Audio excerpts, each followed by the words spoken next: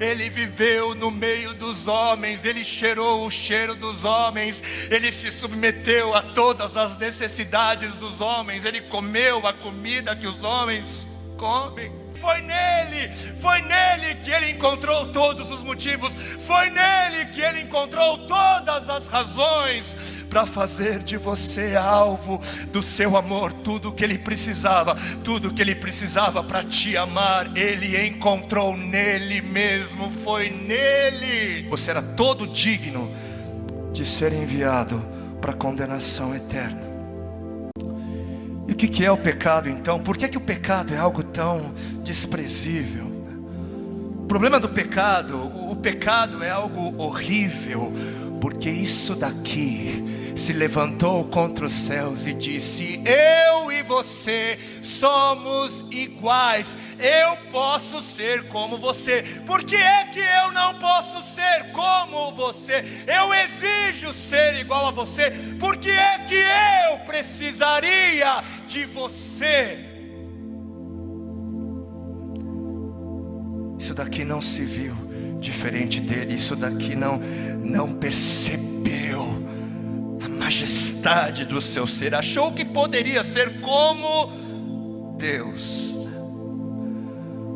O problema do pecado, o pecado é uma abominação, porque é uma afronta ao santo, santo, santo Deus, e é uma afronta por parte disso. Todo aquele que não conhece a Deus, todo aquele que não o vê como Ele é, nunca vai entender o quão desprezível é o pecado. Nunca. E aquilo que a gente chama de pecadinho e pecadão não existe. Por quê? Porque pecadinho e pecadão parte também de um ponto de vista humano, né? É conceito humano. Porque do ponto de vista divino, pecado é pecado, afronta é afronta. E porque a questão não é o tamanho do pecado, não é o pecado, a questão não é o tipo, a afronta, o tipo do pecado, mas o problema é o ser afrontado, a questão é o ser afrontado. Uma coisa é você dar um soco na boca do meu estômago. Outra coisa é você dar um soco na boca do estômago de um policial. Outra coisa é você dar um soco na boca do estômago do presidente dos Estados Unidos. E outra coisa total e eternamente diferente é afrontar aquele que pelos séculos e séculos é santo, santo, santo. Agora vamos pensar no seguinte.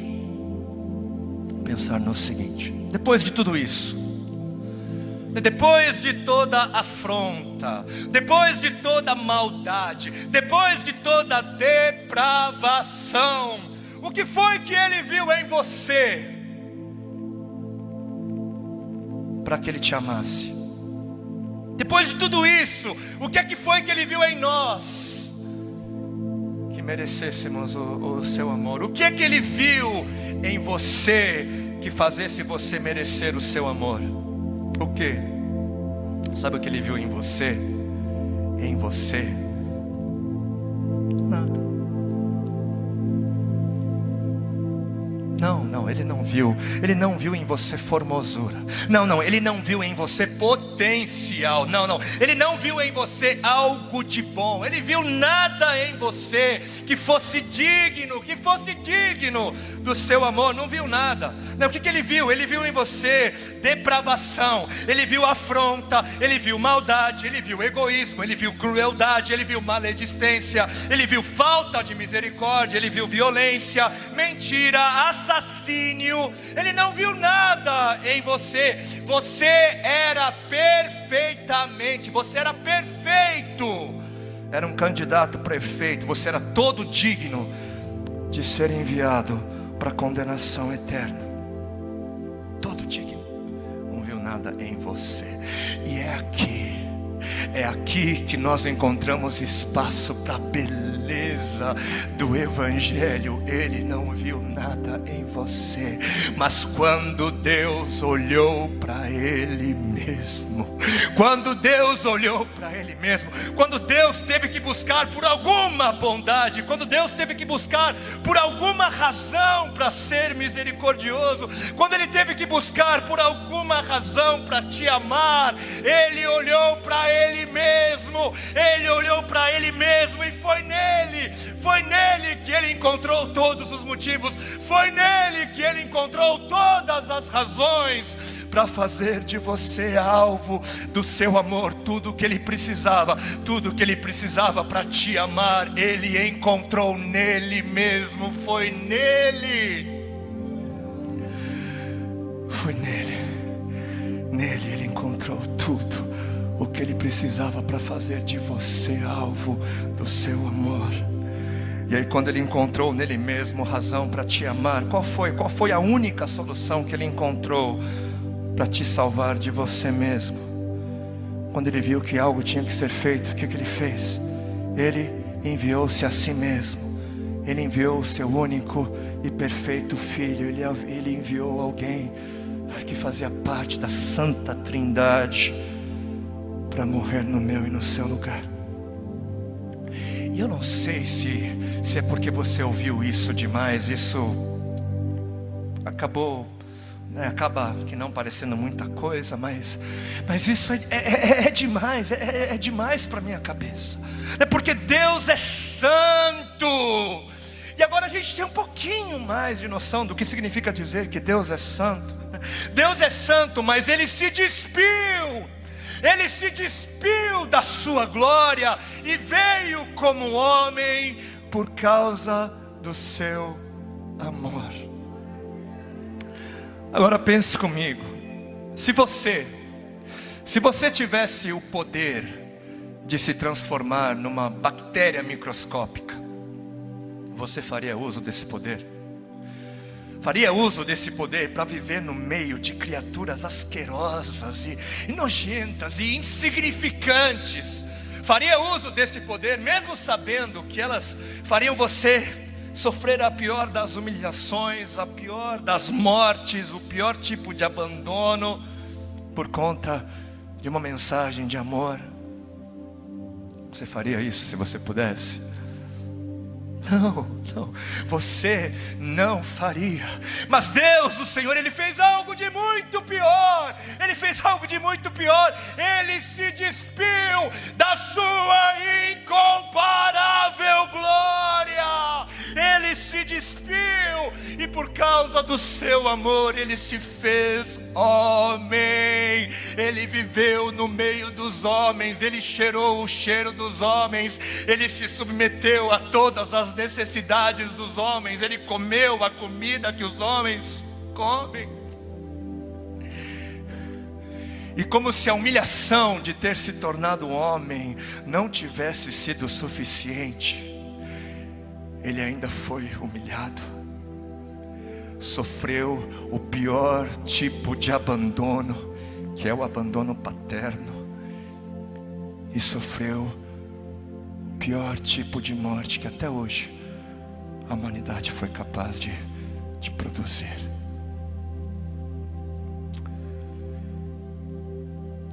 E por quê? Por que Jesus não apenas morreu, mas morreu da pior maneira que Ele poderia ter morrido, que alguém poderia ter morrido?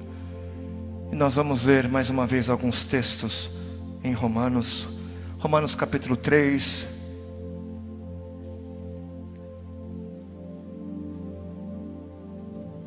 versículo 23 em diante. Porque todos pecaram e estão destituídos da glória de Deus, sendo justificados gratuitamente por sua graça, por meio da redenção que há em Cristo Jesus. Deus o ofereceu como sacrifício para propiciação, mediante a fé, pelo seu sangue, demonstrando a sua justiça. Romanos capítulo 5, versículos 9 10: como agora fomos justificados por seu sangue, muito mais ainda por meio dele seremos salvos da ira de Deus.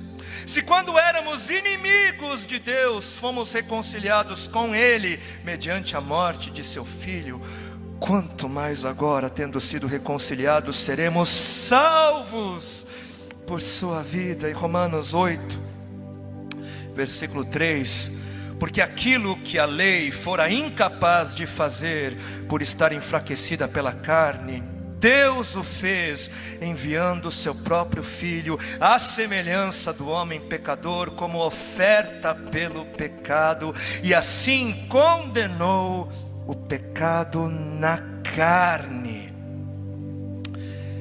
E finalmente o famoso texto de Isaías 53, por favor abra sua Bíblia em Isaías capítulo 53.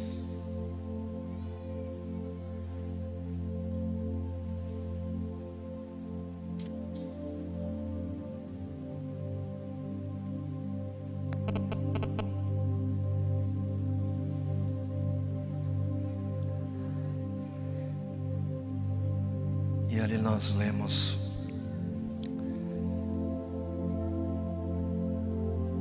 recebemos uma ideia de como e por qual razão o Cordeiro de Deus haveria de ser imolado. Isaías capítulo 53, a partir do versículo 4: certamente Ele tomou sobre si as nossas enfermidades, e sobre si levou as nossas doenças. Contudo, nós o consideramos castigado por Deus atingido e afligido. Mas ele foi transpassado por causa das nossas transgressões, foi esmagado por causa de nossas iniquidades. O castigo que nos trouxe paz estava sobre ele, e pelas suas feridas fomos sarados. Todos nós, tal qual ovelhas, nos desviamos, cada um de nós se voltou para o seu próprio caminho, e o Senhor fez cair sobre ele a iniquidade de todos nós. Ele foi oprimido e afligido, e contudo não abriu a sua boca. Como um cordeiro foi levado para o matadouro, e como uma ovelha que diante de seus tosqueadores fica calada, ele não abriu a sua boca. Com julgamento opressivo ele foi levado, e quem pode falar dos seus descendentes? Pois ele foi eliminado da terra dos viventes. Por causa da transgressão do meu povo ele foi golpeado. Foi-lhe dado um túmulo com os ímpios e com os ricos em sua morte. Embora não tivesse cometido nenhuma violência, nem houvesse nenhuma mentira em sua boca, contudo foi da vontade do Senhor esmagá-lo e fazê-lo sofrer. E embora o Senhor tenha feito da vida dele uma oferta pela culpa, ele verá a sua prole, ele verá o seu filho e prolongará seus dias, e a vontade do Senhor prosperará em sua mão. Por quê? Porque é que Jesus, o Senhor, não apenas morreu, mas morreu da pior maneira que alguém poderia morrer. Isso foi porque ele veio para ser o sacrifício para a propiciação mediante a fé. E o que isso significa? Isso significa que Jesus ele veio para ser o cordeiro do sacrifício, que iria satisfazer toda a ira de Deus contra todos os pecados de todos os homens, de todos os tempos. Isso significa que Jesus, o Senhor, ele veio para que o Pai pudesse esmagá-lo, a fim de que toda a sua ira gerada por sua justiça pudesse ser satisfeita. Isaías 53, 10: contudo foi da vontade do Senhor esmagá-lo e fazê-lo sofrer. Foi da vontade de Deus, foi da vontade do Pai esmagar o seu próprio Filho, porque foi essa a solução do amor de Deus diante do pecado do homem. para que a justiça de Deus fosse satisfeita, Deus Pai teve que esmagar a Jesus. Deus Pai teve que fazer Jesus sofrer o pior sofrimento, sofrer o pior dos abandonos e sofrer o pior tipo de morte. Por quê? Por que tudo isso?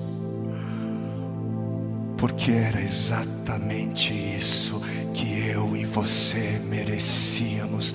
Merecíamos o abandono, merecíamos humilhação, merecíamos morte.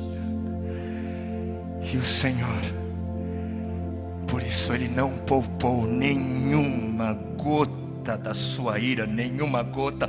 Deus derramou toda a sua ira na cruz do Calvário. Em Jesus Ele derramou toda a sua justiça, todo o pagamento exigido por todos os pecados cometidos de todos os tempos por parte de todos os homens. Ali naquela cruz. E ali nós percebemos um Deus que, embora tenha livrado Abraão de sacrificar o seu próprio filho como prova do seu amor, nós vemos ali Deus Pai não livrando o seu único e próprio filho, para que o seu amor pudesse ser provado, para que todos pudessem saber, conhecer o seu amor. E enquanto o Pai esmagava o Filho naquela cruz, o Espírito Santo se retirou e consentiu na morte daquele que havia se tornado maldito. E existem sim, mas existem boas novas em meio a todo esse sofrimento. Por quê? Porque Jesus na cruz, Ele bradou: está consumado, a dívida foi paga, está consumado, está consumado. Sabe por quê?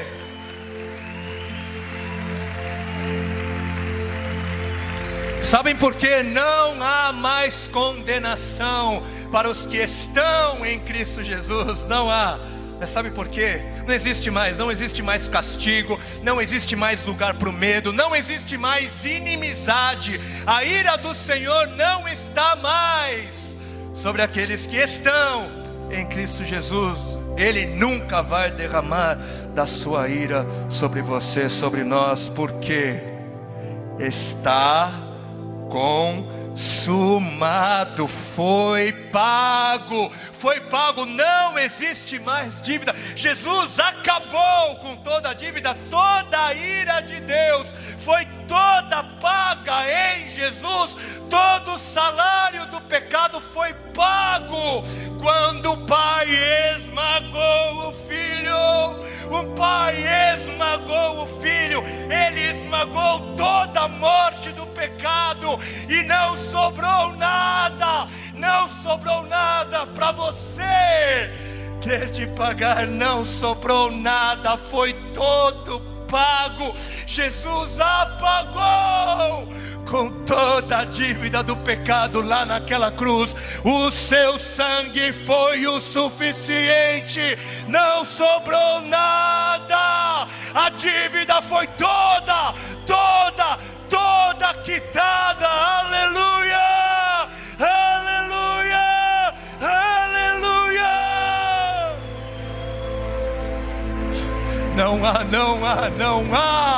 Não há mais dívida a ser paga. Não sobrou nada para eu, para você termos de pagar. Jesus foi o suficiente naquela cruz, naquele dia, em meu e no seu lugar.